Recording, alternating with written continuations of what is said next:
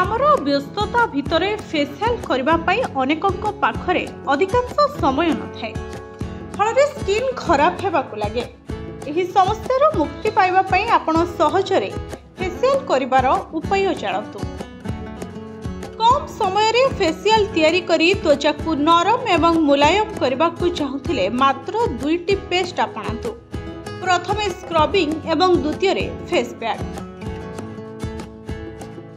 Facial निमंते प्रथमे scrubbing करने दरकार। एथिपाई मुह को भल भाव धोई सफा कपड़ा रे पोछि दियंतु। यापर एक पात्र रे 1 चमच कॉफी गुंड 1 चमच नड़िया तेल को मिसाई भल भाव मुहरे लगाई हल्का भावे मसाज करंतु। सर्कुलर मोशन ने ही मसाज करंतु।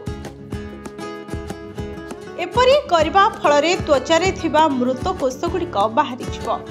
एभली भावे प्राय 10 मिनिट मसाज करबा परे उषुम पानी रे मुह धोई दियंतु।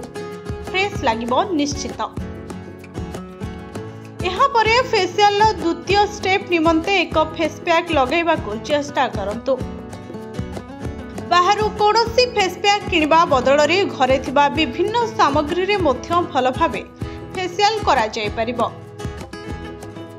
एथिपाई एक पात्र रे आधा चमच हळदी 1 चमच दही 1 चमच कॉफी 1 चमच नड़िया तेल मिसाई पेस्ट तैयारी करंतु।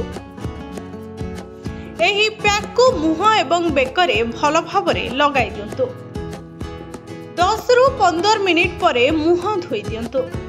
सप्ताह रे अति कम रे एभली 2 थर करंतु। किछि दिन परे त्वचा मुलायम हेबा सह सुंदर देखा जिवो।